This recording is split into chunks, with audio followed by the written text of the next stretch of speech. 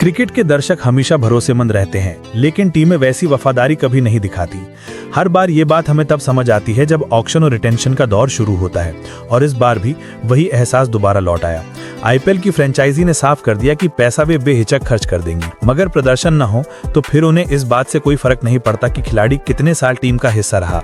उनको इससे भी फर्क नहीं कि किसी खिलाड़ी को लेने के लिए उन्होंने कितनी मेहनत की थी, और आज फिर वैसा ही हुआ। रिटेंशन की खबर आई कि कोलकाता नाइट राइडर्स ने आईपीएल इतिहास के अपने तीसरे सबसे महंगे खिलाड़ी वेंकटेश अय्यर को रिलीज कर दिया।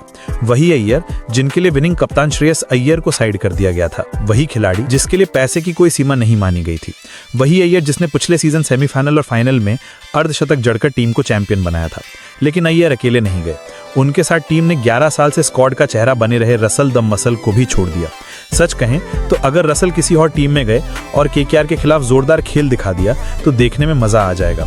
रसल को छोड़ना वाकई चौंकाने वाला है, क्योंकि रसल और नरेन दोनों केकेआर की पहचान रहे हैं। रसल को हटाना मेरे लिए पर्सनली शॉकिंग है। 12 करोड़ में रिटेन हुए थे, क्या उनकी कीमत इससे भी कम है? वो बैटिंग, बॉलिंग और फील्डिंग तीनों करते हैं। खैर, यही टीम की कहानी है। हम आपको रिटेंशन, रिलीज और ट्रेड की पूरी अपडेट बताएंगे। बस धैर्य रखिए और कमेंट में लिखते रहिए कि आपको सबसे बड़ा झटका किस नाम से लगा। जो फैसला सबसे ज्यादा चौंकाने वाला लगा वो था चेन्नई सुपर किंग्स का पथिराना को रिलीज करना। धोनी का बेबी बॉय, वो गेंदबाज जिसे धोनी ने संभाला, तराशा और जिसे हम मलिंगा पार्ट 2 कह रहे थे, उसे सीएसके ने छोड़ दिया। अब वो टीम का हिस्सा नहीं है। कॉनवे और अचिन रविंद्र भी रिलीज हो गए। ये सभी खिलाड़ी अब 16 दिसंबर को अबू धाबी में होने वाले मिनी ऑक्शन में इनामी के लिए जाएंगे। सीएसके वैसे पहली बार तब चौंकाता है जब वह अपनी टीम के पुराने भरोसेमंद खिलाड़ियों को छोड़ता है। जडेजा को हटाना ही बड़ा फैसला था।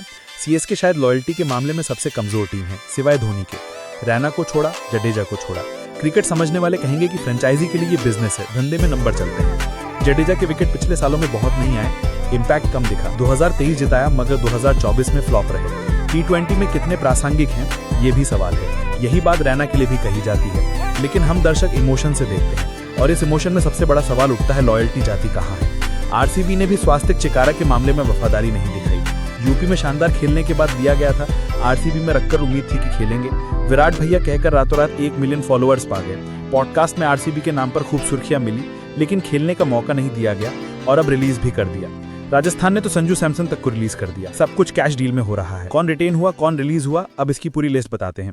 डिफेंडिंग चैंपियन आरसीबी ने 8 खिलाड़ी छोड़े और उनके पास 16.4 करोड़ पर्स बचा है। पंजाब और गुजरात ने भी 5-5 खिलाड़ी छोड़े, इनके पास भी ठीक काफी पैसा है। मुंबई ने 8 खिलाड़ी रिलीज किए और अर्जुन तेंदुलकर को ट्रेड कर दिया, जिन्हें लोग सचिन के कोटे का स्थायी हिस्सा मान रहे थे। कई नए खिलाड़ी टीम में आए, शार्दुल ठाकुर, रदरफोर्ड और मयंक मार्कंडे। अर्जुन अब लखनऊ जाएंगे। मुंबई का पर्स भले कम हो, मगर टीम सेट है। हैदराबाद ने पूरी टोकरी खाली कर दी, कमाल का पैसा बचा लिया। शमी को छोड़ दिया, उनके पास 25.5 करोड़ है। दिल्ली ने 6 खिलाड़ी रिलीज किए, फरेरा को ट्रेड किया और उनके पास करीब 22 करोड़ है।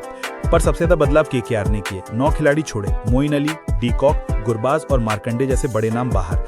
बहुत बड़ी कहानी है। सीएसके के पास सबसे ज्यादा पैसा 43.4 करोड़, उन्होंने 7 खिलाड़ी छोड़े। आरआर के पास 16 करोड़। रिलीज किए गए बड़े खिलाड़ियों में सबसे तगड़ा नाम वेंकटेश अय्यर का है, खराब फॉर्म के चलते बाहर। दूसरा बड़ा नाम रसल। संजू सैमसन का रिलीज होना भी भारी फैसला है। माना जा रहा है कि केकेआर शायद कैमरन ग्रीन पर दांव लगाएं, मगर सीएसके भी उन्हें चाह सकती है, क्योंकि उनके पास भी अच्छा खासा पैसा है। वेंकटेश अय्यर मिडिल ऑर्डर में अटक रहे थे, उनकी जगह लेने वाले कई नए नाम मौजूद हैं। रसल 12 मैच में पिछले सीजन बहुत बड़े प्रदर्शन नहीं कर पाए, मगर वो अब भी शानदार खिलाड़ी हैं। पंजाब ने मैक्सवेल को छोड़ दिया, ये शॉकिंग है। इंग्लिश को भी रिलीज कर दिया, जो और भी हैरान करने वाला कदम है। मिनी ऑक्शन में स्टोइरस, रसल जैसे ऑलराउंडर मांग में रहेंगे। शमी अब लखनऊ में है। मुंबई ने अर्जुन तेंदुलकर को छोड़ा। नीतीश राणा हैदराबाद से दिल्ली गए। फरेरा दिल्ली से राजस्थान।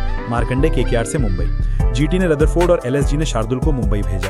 केकेआर के पास 64 करोड़, यानी वो ऑक्शन में बक्सा लेकर बैठेंगे, जो चाहे उसका भाव 2 करोड़ बढ़ा के खरीद लो। सीएसके के पास 43 करोड़ है। इन दोनों के बीच भारी टक्कर होगी। एसआरएच के पास 25 करोड़, एलएसजी के पास 23 करोड़, डीसी के पास 22 करोड़, आरसीबी के पास 16.5 करोड़, आरआर के पास 16 करोड़, जीटी के पास 13 करोड़, पंजाब के पास 11 करोड़, जबकि मुंबई को कुछ खास खरीदने की जरूरत नहीं। केकेआर की मुश्किल यह है कि उनके 13 स्लॉट खाली हैं, मतलब आधी नई टीम बनानी है। मुंबई के 5 स्लॉट वो आसानी से भर लेंगे।